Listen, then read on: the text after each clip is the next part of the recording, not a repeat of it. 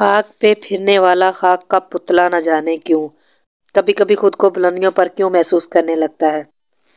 انا کے جھنڈے گاڑ کر خود کو بہت بڑی شے سمجھنے لگتا ہے۔ انا اور نفس کا پابند انسان تکبر کا شکار ہو جاتا ہے۔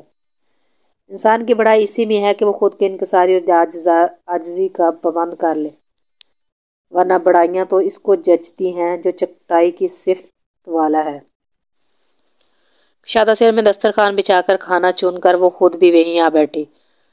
زریاب اور ابا معمول کی چھوٹی چھوٹی باتوں کے بعد اب کھانا شروع کر چکے تھے۔ کچھ یاد آنے پر زریاب نے ہاتھ روک کر ایک نظر باپ کو دیکھا، گلاس اٹھا کر پانی پیا اور کھنکارا۔ شہاب اب نظریں سامنے کھانے پر تھیں۔ رافع کی طبیعت بہت خراب ہے، پیغام بھجوایا ہے تمہارے لیے کہ اسے تمہارے کندھوں پہ جانا ہے۔ بات کے اختتام پر باپ پہ نظر ڈالی تو ان کا ٹھٹکنا واضح محسوس ہوا اور وہ فکر بھی ان کے چہرے پہ نظر آئی جس کو وہ چھپانے کی کوشش کر گئے تھے۔ رافع آنکھیں لمحہ میں لہو رنگ ہوئیں اور ضبط چہرے پر بھی لالی چھوڑ گیا۔ کیا ہوا ہے اسے؟ سوال باپ کی طرف سے آیا تھا، بظاہر سرسری انداز میں۔ وہی پچھلے سال والا معاملہ ہی طول پکڑ گیا ہے۔ پہلے روٹی کھائی نہیں جاتی تھی، کھانا پینا چھوٹ گیا، اب حال یہ ہو گیا ہے کھا لے تو الٹیاں حشر برا کر دیتی ہیں۔ باہر سے ہی سنا ہے کہ کوئی آنت بھی کھنچ گئی ہے الٹیوں کی وجہ سے۔ زریاب حتی الامکان بات کو سرسری بنانے کی کوشش میں تھا۔ ہنکارے کے بعد خاموشی چھا گئی۔ نگار بیگم نے شہاب کی طرف دیکھا جو لب بینچے پلیٹ میں چمچہ گھما رہا تھا۔ عیادت کے لیے جانا چاہیے ابا جان۔ زریاب نے پھر سے ہمت کی۔ نہیں، یک لفظی جواب۔ بابا جانے میں حرج کیا ہے؟ وہ جیسے اس قطع تلخی سے اکتا گیا تھا۔ جانے میں فائدہ ہی کیا ہے؟ تم بھول چکے ہو وہ ہم سے مرنا جینا ختم کر چکے ہیں، اور تم بھول چکے ہو وہ قسمیں جو باپ کی دستار پر رکھ کر دونوں بھائیوں نے کھائی تھی، اور کبھی بھی ان سے صلح کی بات نہیں کریں گے۔ باپ کے چہرے سے وہ نرمی اب غائب ہو چکی تھی جو رافع کی بیماری کا سن کر چہرے پر در آئی تھی، جس نے زریاب کو آگے بات کرنے کا حوصلہ دیا تھا۔ سب یاد ہے ابا جان، لیکن قسموں کا کفارہ ادا ہو جاتا ہے۔ لیکن اب بھی ان سے نہ ملا تو شاید ساری زندگی کفارہ ادا نہیں کر پاؤں گا۔ اب کی بار شہاب نے مداخلت کی۔ نم لہجہ، نم آنکھیں، کبھی شخص کی حسِ ظرافت اسے مجمع میں ممتاز کر دیتی تھی۔ خاموش ہو جاؤ شہاب ابدال۔ وہ کھانا چھوڑ کر اٹھ کھڑے ہوئے تو شہاب بھی ساتھ اٹھا۔ ابا آپ لوگ یہ ضد چھوڑ کیوں نہیں دیتے؟ آپ ہی پہل کر لیں، زمینوں کا کیا ہے، آتی جاتی رہتی ہیں۔ لیکن بھائی تو نہیں ملتے نا ابا۔ وہ باقاعدہ رونے لگا تھا۔ مرد بنو شہاب، مرد۔ ایک تو آنسو بہا رہے ہو جیسے دنیا میں اور یار نہیں ملیں گے، اور پھر مجھے بھی صلاح دے رہے ہو۔ ذرا سوچو۔ میں پہل کروں، جھک جاؤں؟ بڑا ہوں میں اس سے۔ ذرا تو اپنے باپ کی اٹھی گردن کا لحاظ کیا ہوتا ابا جان۔ انہیں صرف بھائی کا مقام دے کر سوچیں، چھوٹا لفظ نکال دیں درمیان سے۔ میں آپ کی بے ادبی نہیں کر رہا ابا جان، بس یہ کہنے کی کوشش کر رہا ہوں کہ جو رشتے اللہ نے بنائے ہیں وہ کبھی ختم نہیں ہوتے۔ آج غالباً باپ کو منا لینے کا فیصلہ کر لیا تھا دونوں بھائیوں نے، مگر ابدال حسن کے چہرے پر ذرا بھی لچک نظر نہ آتی تھی۔ چلیں آپ نہ جائیں، ہم عیادت کرن آتے ہیں صرف۔ زریاب کی بات پر ان کی آنکھوں میں غضب اترا۔ پشت پر بندھے ہاتھ کھول کر وہ 2 قدم آگے بڑھے اور زریاب کے عین سامنے کھڑے ہو کر دونوں ہاتھ اس کے کندھے پر جمائے۔ جھکنا میری فطرت نہیں ہے زریاب، اور نہ ہی میں نے تم لوگوں کو سکھایا ہے۔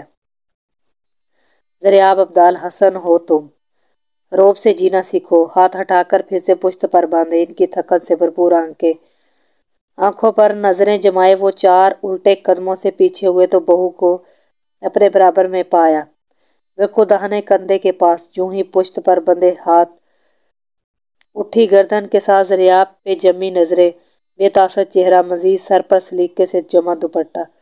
ابا جان بالکل ٹھیک کہہ رہے ہیں۔ ٹھوس ہموار لہجہ زریاب کو حیرت میں ڈال گیا۔ یہ قول کے رشتے موتیوں کی طرح ہوتے ہیں، ٹوٹ کر گر جائیں تو جھک کر اٹھا لینے چاہیے۔ بالکل غلط ہے۔ سر اٹھا کر جیا جائے، زندگی اسی کو کہتے ہیں۔ میں آپ کو نہیں جھکنے دوں گی، نہ آج چچا کے سامنے، اور توقف کرتے نظریں سیدھی شہاب کے چہرے پر گاڑی، نہ کل شہاب کے سامنے۔ دھیما مزاج رکھنے والی مہر، کم گو سی مہر کو جانے آج کیا ہوا تھا۔ محرمہ بے حد تعجب سے زریاب نے دیکھا تھا اسے۔ عبدال حسن پوری طرح چونکے تھے۔ اب یہ پتوں کی والی زمین اگر ابا جان کے حصے میں آ گئی تو کل آپ دونوں بھائیوں میں بھی تو جھگڑا ہو سکتا ہے نا؟ تو کیا آپ ایسے ہی بھاگم بھاگ صلح کرنے جائیں گے شہاب کے پاس؟ آواز نرم تھی مگر لہجہ سخت۔ مرجائی کیا ہو گیا آپ کو؟ شہاب ناگواری سے بولا۔ گار بیگم بھی پوری آنکھیں کھولے مہرماں کو نرم چہرے پر کرختی دیکھ رہی تھی۔ میں سمجھا رہی ہوں جو ابا جان آپ کو سمجھانے کی کوشش کر رہے ہیں۔ شہاب کو جواب دے کر گردن گھما کر سیدھا عبدال حسن کی آنکھوں میں دیکھا۔ ابا جان کوئی نہیں جائے گا یہاں سے، شہاب کو اماں سمجھائے گی اور ذریعہ کو میں۔ آپ آئے سے یہ بات بھول جائیں کہ آپ کا کوئی بھائی بھی ہے۔ آخری بات نے عبدال حسن کے دل کو کھرچ ڈالا تھا، جیسے یہ بات بلا بھولنے والی تھی۔ آتے جاتے نگاہ پڑتی تو دل بے تاب ہونے لگتا تھا، دل کرتا تھا ابھی جا کر جپھی ڈال لیں اور ساتھ 2-3 تھپڑ بھی لگائیں تاکہ اسے بڑا ہونے کا احساس دلا سکیں۔ دن میں کتنے ہی لوگوں سے سرسری ذکر کرتے تھے اس کا، تاکہ خیر خیریت کی اطلاع ملتی رہے۔ وہ یوں ہی پشت پر ہاتھ باندھتے ٹہلتے ہوئے گھر سے باہر نکل گئے۔ اماں نے ایک شکایت بھری نظر بہو پر ڈالی اور کمرے میں چلی گئی۔ مہرماں نے کب کا رکا ہوا سانس بحال کیا۔ دھڑا دھڑ کرتا دل اب اطمینان سے دھڑکنے لگا تھا۔ اپنی دانست میں تو ضرب لگائی تھی اس نے، اب دیکھو ٹھیک مقام پر پڑتی ہے یا نہیں۔ شہاب اور ذریعہ بھی اب تک ناسمجھی سے اسے دیکھ رہے تھے۔ سب ٹھیک ہو جائے گا انشاءاللہ۔ وہی ملائمت، وہی مٹھاس، دونوں بھائی یکدم پرسکون ہو گئے تھے سمجھ کر۔ کسی انسان کی فطرت میں ہوتا ہے کہ منتیں ترلے اس پر اثر نہیں کرتے۔ شاید عبدال حسین بھی اسی فطرت کے مالک تھے۔ میں انسان میں تکبر پیدا کر دیتی ہے، تکبر جس نے عزرائیل کو ابلیس کر دیا، عبادت گزار کو گناہ گار کر دیا، صالحین سے فاسقین کو صف میں لا کھڑا کیا۔ یہی صف اگر اشرف المخلوقات میں پیدا ہو جائے تو وہ اشرف نہیں رہتی۔ اس لیے انسان کی بڑائی اسی میں ہے کہ وہ دل کو عاجزی کا پابند کر لے، اور یہ بات جن لوگوں کو سمجھ میں آ جائے وہ رب کے محبوب بن جاتے ہیں۔ اگلی صبح نکھری سی تھی۔ کھانا پک چکنے کے بعد مہرماں نے مٹی کے چولہے سے ادھ جلی ہوئی لکڑیاں نکال کر اس میں چلو بھر پانی ڈالا۔ چمٹے کی مدد سے چولہے کے ارد گرد بکھری راکھ چولہے کے اندر کے صاف ستھرا کشادہ صحن میں دسترخوان لگایا۔ جس گھر کا اصول تھا کہ کھانا چاہے ٹھنڈا ہو جائے مگر کھائیں گے سب اکٹھے بیٹھ کر۔ عبدال حسن کے اس اصول کا مقصد اپنے تینوں بچوں کے درمیان اتفاق قائم رکھنا تھا۔ جب تک دسترخوان پر کھانا چنا گیا تب تک سب افراد وہاں موجود ہوئے تھے۔ فضا مکھن، لسی اور گندم کی روٹی کی خوشبو سے مہکنے لگی۔ مہرباں خود بیٹھنے سے پہلے معمول کی طرح پورے عرش کو لے کر آئی تھی۔ دسترخوان پہ مکمل خاموشی تھی، سب بے دلی سے کھانا کھا رہے تھے۔ ایک عبدال حسن تھے جو دیسی گھی میں ملی شکر میں نوالے ڈبو ڈبو کر بڑی رغبت سے کھا رہے تھے۔ مہرباں نے غور سے ان کی رت جگہ کی چگلی کھائی آنکھوں کو دیکھا۔ رات شاید محاسبے میں گزری تھی۔ ولی بچپن سے بہت ضدی اور شرارتی رہا ہے، عبدال حسن کے منہ سے اچانک نکلا تھا۔ شہاب کے ابلے ہوئے چاولوں میں دیسی گھی اور بورا پسی ہوئی چینی ڈالتے ہاتھ وہیں رک گئے تھے۔ باقی سب بھی حیران نظروں سے عبدال حسن کی طرف دیکھ رہے تھے۔ آج اتنے عرصے بعد یہ نام، یہ کہ ذکر کیسے ان کے لبوں پہ آیا تھا، جبکہ وہ خود پوری توجہ سے کھاتے ہوئے بول رہے تھے جیسے یہ معمول کی بات ہو۔ اکثر ہی ہماری لڑائی کسی چیز پر ہو جاتی، اسے بھی وہی چیز چاہیے ہوتی تھی جو میری ہوتی تھی۔ اماں دونوں کو ڈانٹتی مارتی اور پھر آخر میں تھک کر مجھے کہتی، دے عبدال تو تے وڈا ہے، تو تے مان جانا، اونوں تے عقل ہے ہی نہیں، پر تینوں تے ہے نا۔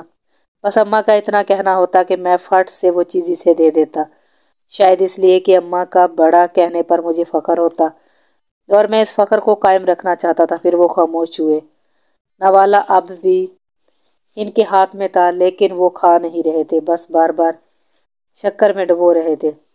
ولی دل کا کڑوا نہیں تھا بلکہ زبان کا بھی کڑوا نہیں تھا، بس ضدی تھا۔ بعد میں وہ کھلونا، وہ چیز خود ہی لے کر میرے پاس آ جاتا تھا۔ شہاب ذریعہ ایک دوسرے کی طرف دیکھتے کچھ سمجھنے کی کوشش کر رہے تھے۔ ماں ہم دونوں کو پاس بٹھا کر سمجھاتی کہ میں نے تمہارا نام ولی اور عبدال اس لیے رکھے ہیں تاکہ تمہارے اندر ولیوں والی کچھ صفتیں پیدا ہوں۔ کیونکہ نام کا انسان پر بڑا اثر پڑتا ہے اور ولیوں میں تو ضد اور انا نہیں ہوتی۔ اسے توقف کیا تو شہاب بے چین ہوا۔ ابا جان روٹی تو کھاؤ تاں، باپ کے گھٹنے پہ ہاتھ رکھتے نرمی سے کہا، مگر وہ شاید ماضی کے دریچوں سے جھانکتے کچھ ڈھونڈ رہے تھے۔ ضریاب و شہاب کو بھی میں نے ہی سکھایا جو ماں ہمیشہ ہمیں سکھاتی تھی کہ اونی من دا تو تے مان جا، وہ نہیں مانتا تو تو مان جانا۔ پھر خود ہی ہلکا سا مسکرایا، آنکھوں میں نمی اتری، پھر گہری سانس خارج کی جیسے بہت تھک گئے ہوں۔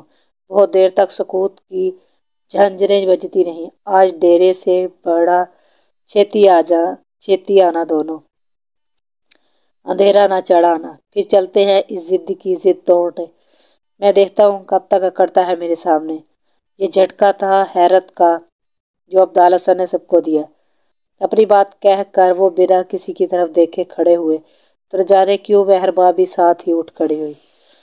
تو اس کے قریب آئے، سر پر ہاتھ رکھ کر ہلکا سا مسکرائے۔ پہلے تو بڑا کڑوا لگا تیرا بول، آدھی رات تک کوڑا ہی لگتا رہا، مگر پھر کچھ عقل میں آیا تو سینہ ٹھار گیا۔ کم بولتی ہو مگر اچھا بولتی ہو، جواباً وہ بھرپور انداز میں مسکرائی۔ اچھائی میرے لفظوں میں نہیں، آپ کے دل میں ابا جان۔ جس نے ان لفظوں کو محسوس کیا، خوش رہو۔ اس کا سر ہولے سے تھپا کر وہ بیٹھک کی طرف بڑھ گیا۔ مہرباں نے پلٹ کر دسترخوان کی طرف دیکھا۔ شادی کے بعد سے اب تک ان 11 مہینوں میں پہلی بار اس نے اس گھر کے مکینوں کے چہرے پر بھرپور خوشی جھلکتی دیکھی تھی۔ زمین پہ بیٹھتے ہوئے اس نے بے ساختہ گم سم بیٹھی خورے عرش کے ساتھ لپٹا کر چوما تھا۔ نگار بیگم گزرے مہینوں کی وہ ساری باتیں ذہن میں ترتیب دے رہی تھی جو انہوں نے بچپن کی سہیلی سے کرنی تھی۔ بچپن کی سہیلی کنیز فاطمہ زوجہ ولی حسن۔ ضریاب نے مسکراتی نظریں اپنے شریک حیات پر ڈالی۔ بے شک نیک اتوار اور پرخلوص شریک حیات کا کامل جانا انسان کی سب سے بڑی خوش نصیبی ہے۔